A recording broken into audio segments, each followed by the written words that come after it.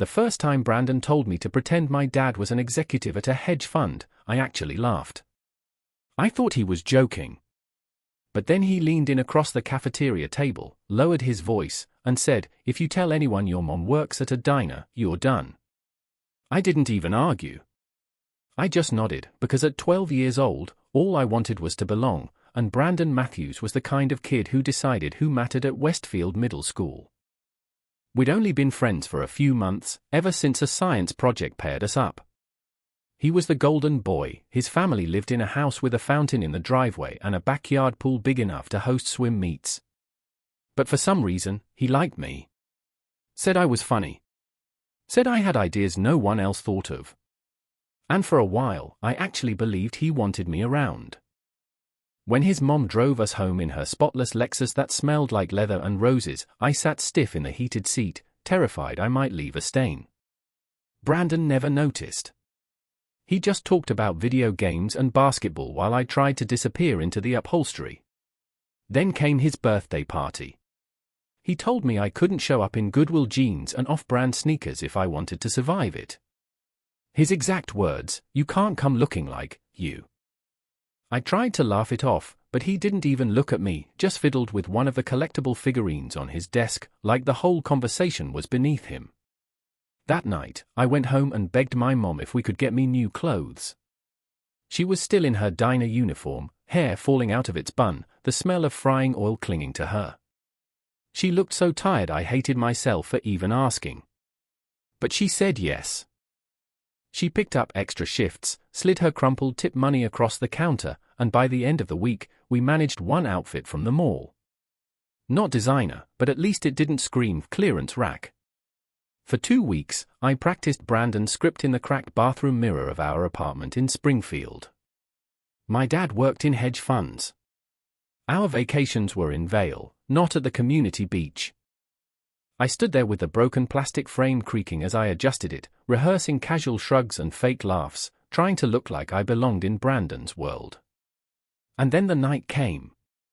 The Matthews house was ridiculous, columns like a courthouse, a chandelier that looked like icicles frozen mid-fall. A butler actually opened the door and checked my name off a guest list. Inside, waiters carried trays of appetizers I couldn't even identify. My sneakers, new but still cheap, squeaked against their polished marble floors, and I wanted to disappear. But for the first hour, I pulled it off. I stood in little circles of kids with $800 watches, nodding like I'd actually skied in Colorado. A girl complimented my shirt, and I mumbled something about my stylist, a line I'd rehearsed. For a while, they actually believed me. Brandon kept glancing at me across the room with this smug grin, like I was his project and I was passing the test. For a moment, I thought maybe, just maybe, I'd made it. Then the game room conversation happened. We were spread out across leather couches, half-eaten pizza from some gourmet place on the table, when one of his friends started making jokes about scholarship kids at their private school. Brandon lit up like he'd been waiting for this. Honestly, poor kids are disgusting. Their parents work fast food, they wear thrift store crap and pretend it's vintage, it's pathetic. Everyone laughed. My throat closed. That was my life. My mom had worked at Burger King before the diner, her hands raw from scrubbing floors. All my clothes were thrift. And then Brandon went further. He smirked at me and said, "And the funniest thing? When they brag about getting into community college. Like congratulations, you're broke forever." It was like a punch in the gut. Just last week, I'd shown him a brochure for the local community college nursing program, thinking he actually cared. Now, it was a punchline. I froze, pizza slice in my hand, while he ranted about how poor families shouldn't even shop at real stores. Then, looking right at me, he said if he ever found out one of his friends was poor, he'd use his dad's rifle on them. The laughter roared around me. My vision blurred. My chest tightened. And I ran. I stumbled past the butler, past confused waiters, through the blindingly perfect foyer, tears burning my face. Something crashed behind me when I knocked over a table, but I didn't stop until I was outside, gasping on the front steps like the world was spinning. That's where his parents found me. Mrs. Matthews crouched beside me in her designer gown, perfume soft and floral, while Mr. Matthews stood behind her, his phone forgotten in his hand. "Sweetheart, what happened?" she asked. And I broke. I told them everything, every lie Brandon made me tell, every cruel thing he'd just said in front of everyone. Their faces changed from confusion to fury in seconds. Mr. Matthews stormed back inside, shut the whole party down, and sent everyone home. Brandon was dragged out crying, forced to apologize, but he never looked me in the eye. And just before his parents turned away, I saw it. A look on his face that made my stomach drop. Pure, burning hatred. I didn't know it then, but that night was only the beginning. Because Brandon wasn't done with me. Not even close. Monday morning came like a death sentence. I didn't bother wearing the party outfit anymore. Just my usual faded jeans and a t-shirt that had been washed so many times the logo was barely visible. Pretending was over. The Matthews knew who I really was. And Brandon's look that night told me exactly what was coming. When I stepped off the bus in front of Westfield Middle, I could already hear the whispers. Kids I barely knew leaned into each other, cupping their hands over their mouths. The air buzzed with rumor. By first period, it hit me. Brandon had beaten me to the punch. He told everyone I'd crashed his party pretending to be rich and that his parents caught me stealing from their house. Stealing. The story made no sense, but logic doesn't matter in middle school. Brandon was popular. I wasn't. His version became the truth overnight. At lunch, I stood frozen with a tray of mystery meat and lumpy mashed potatoes, scanning the cafeteria. Every table felt like enemy territory. Even kids I'd worked on projects with looked away when I tried to sit down. My chest ached like something heavy was pressing into it. Finally, I slid into an empty corner table, pretending not to notice the eyes on me. The noise around me was deafening, hundreds of voices, chairs scraping, trays clattering. But my table was silent. It felt like I was invisible, like I'd already been erased. Then, out of nowhere, someone sat across from me. Megan Carter. She was quiet in math class, always pushing her glasses up her nose and scribbling equations in the margins of her notebook. She didn't even mention the rumors. She just asked if I'd finished the algebra homework. That tiny kindness almost broke me. When she slid half her cookie across the table without a word, I felt my throat close up. She didn't look at me like I was a thief or a liar. She just looked at me. But kindness couldn't erase what was happening everywhere else. By Wednesday, someone had written thief in permanent marker across my locker. The janitor tried scrubbing it off, but the black letters stayed, surrounded by a cloudy white stain from the chemicals. Every time I went for my books, the word stared back at me. On Thursday, I opened my backpack to find garbage stuffed inside. A banana peel and yogurt oozed across my notebooks, soaking into the pages. The smell clung to me all day, no matter how many paper towels I used to wipe it out. Teachers noticed, of course, but they didn't step in. They just frowned or muttered something about kids being kids. By Friday, it got worse. The locker room after gym was almost empty when Brandon cornered me. His friends had already left, the smell of sweat and chlorine hanging heavy in the air.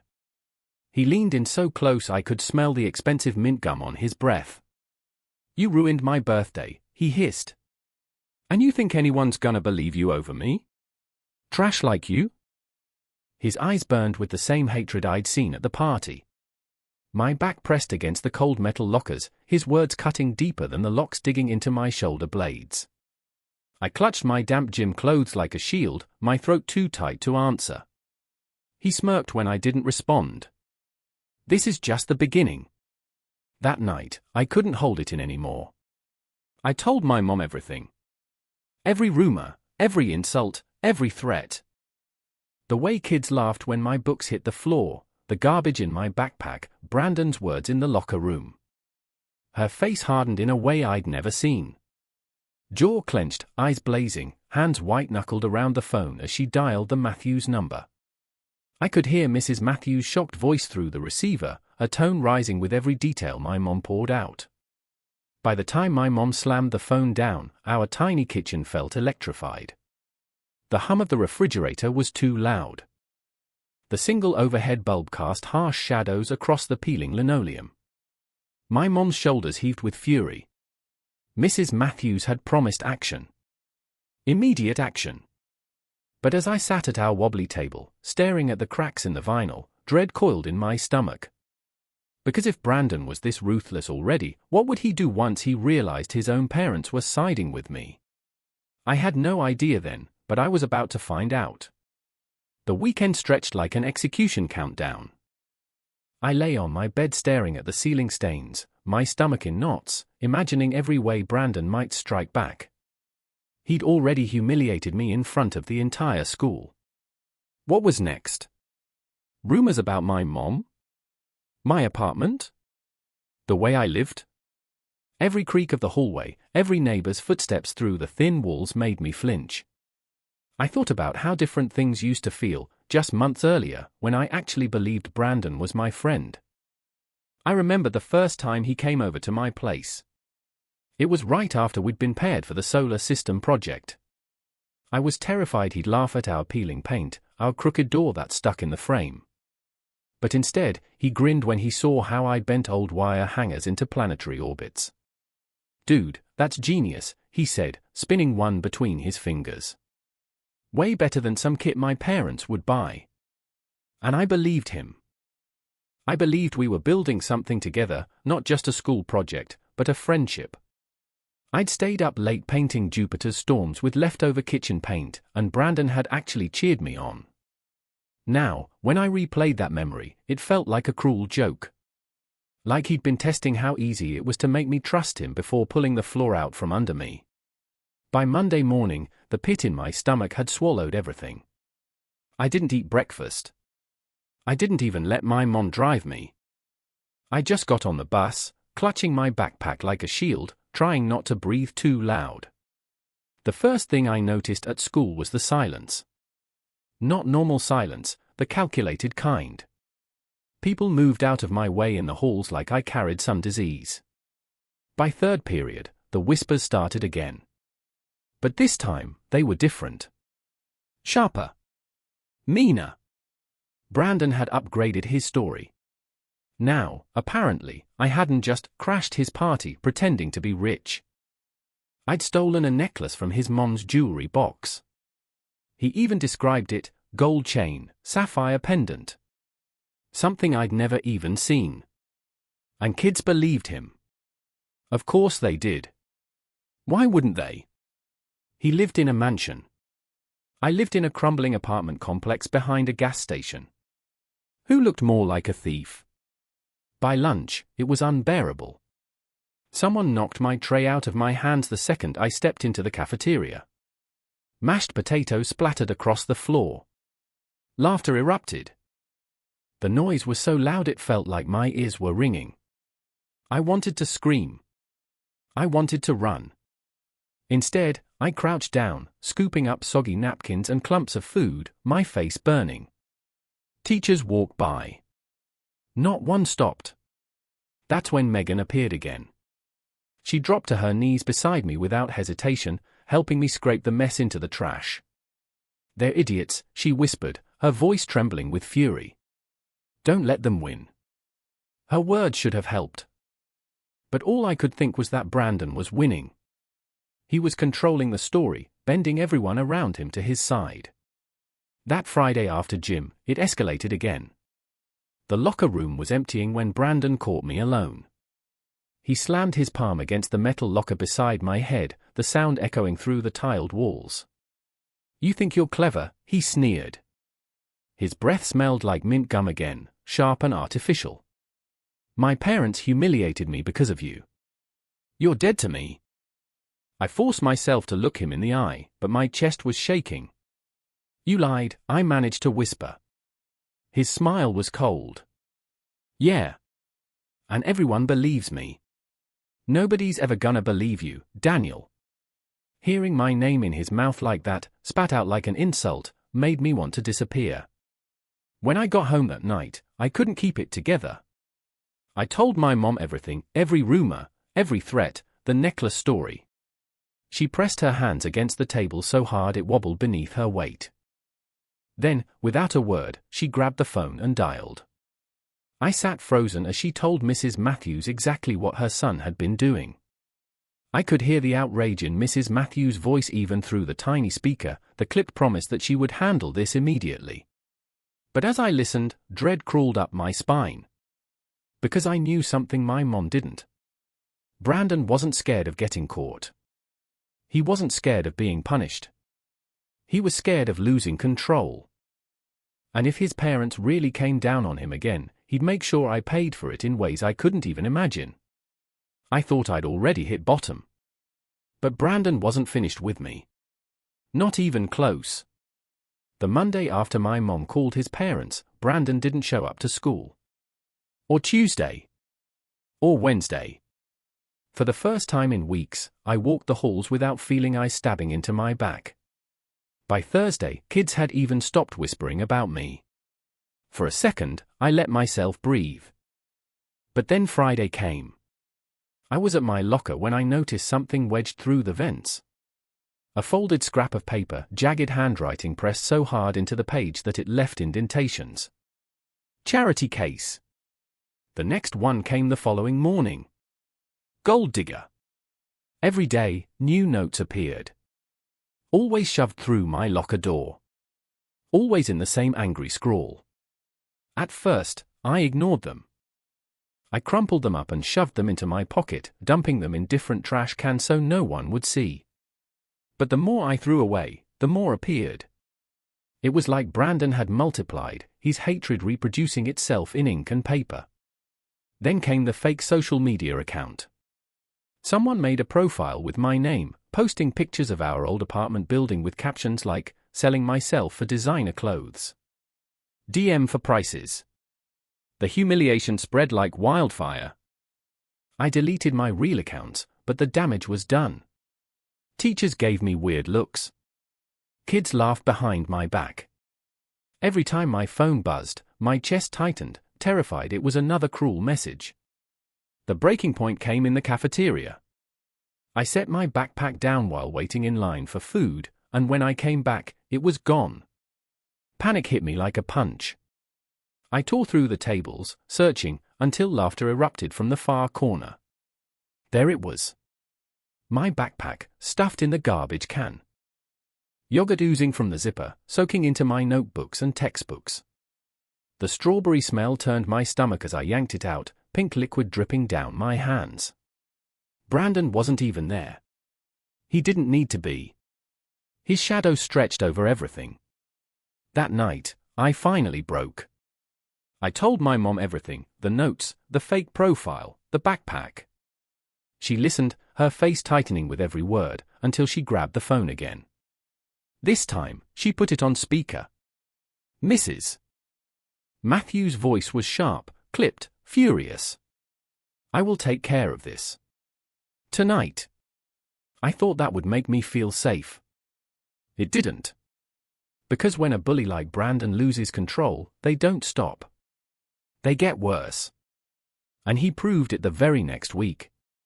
We had a field trip to the Springfield Natural History Museum. I got separated from my group looking for the bathroom, and when I stepped into a dimly lit exhibit hall, 3 shadows peeled away from the walls. Brandon's cousin Evan. Flanked by 2 of his old friends. Before I could turn, Evan shoved me hard against a glass display case. My glasses flew off, skidding across the floor. My shoulder blades dug into the cold edge of the case, prehistoric fossils staring at me from behind the glass like silent witnesses. "You think you're special now?" Evan hissed. His cologne stung my nose, too strong and chemical. "Brandon told me all about you. Said you ruined his life. Said I should make sure you never forget it."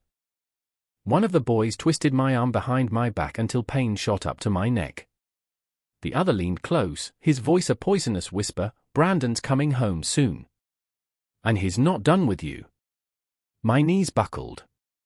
For a split second, I thought they might actually break my arm right there. Then a security guard's flashlight cut through the shadows. The boys instantly pulled back, pretending to examine the exhibit, hands shoved innocently in their pockets. I stumbled away, half blind without my glasses, my heart slamming against my ribs. When I finally rejoined my class, my hands were still trembling so badly I could barely hold my worksheet. Nobody noticed. Nobody cared. That night, I couldn't eat. I couldn't sleep. I sat at the kitchen table, staring at my untouched dinner, until my mom finally demanded to know what was wrong. The words spilled out of me about Evan, about the threats, about Brandon's cousin twisting my arm, about how they said he was coming back soon.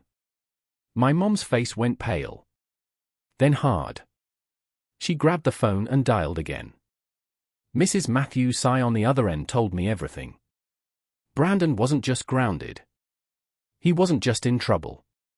He was still finding ways to reach me. To hurt me. To make sure I never forgot.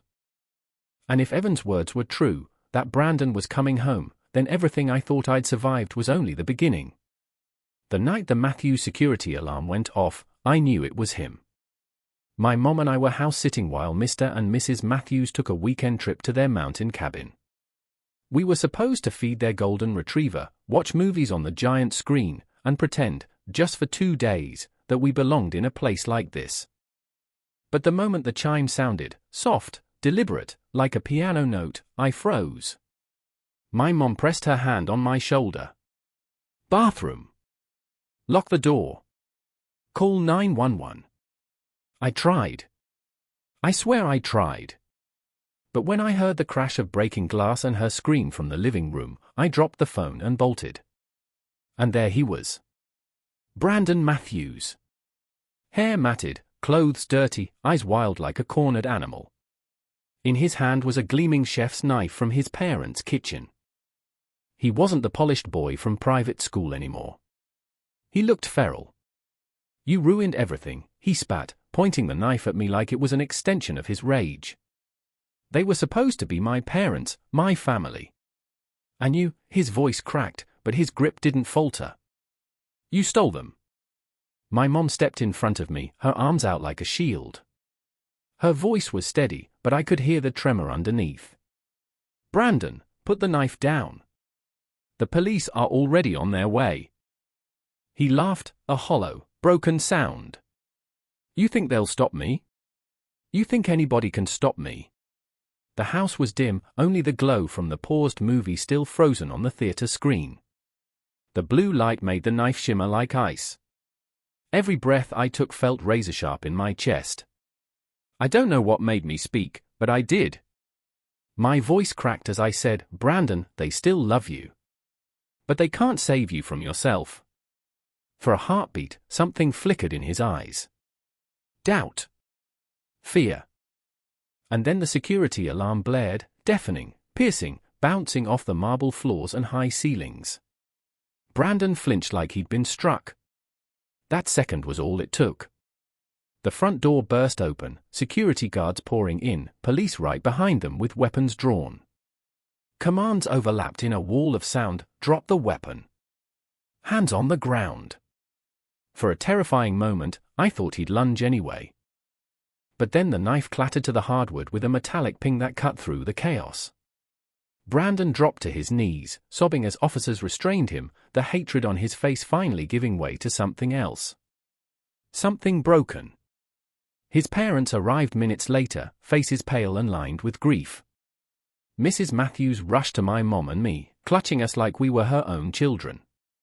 Mr. Matthews just stood there, staring at the police car outside where his son was being loaded in, his shoulders sagging like he'd aged 10 years in one night. That was the last time I saw Brandon up close. He was sent to a secure treatment facility after the charges were settled, and the Matthews made a decision that night. They couldn't keep pretending their son would grow out of it. They told us we were family now. Not charity. Not pity. Family. And they proved it. They created a trust fund for my education. They gave my mom a job contract that couldn't be taken away. They showed up at my award ceremonies, my birthdays, my first high school debate. They never mentioned Brandon unless I asked. 3 years later, on the anniversary of that birthday party, Mrs. Matthews handed me a small silver box. Inside was a bracelet with a single charm, a tiny bridge. Because sometimes, she said softly, fastening it around my wrist, when one bridge burns, another one is built. Now, as I sit in my room surrounded by college acceptance letters, Stanford, Yale, even Columbia, I think about that night in the game room when Brandon sneered that he could never be friends with someone like me. And he was right. I don't need friends like him. Because the people who stood beside me, who saw my worth when I was at my lowest, that's real wealth. That's what makes me rich. And every time the light catches the charm on my wrist, I remember, I survived him. I outlived his cruelty. And I'm never going back.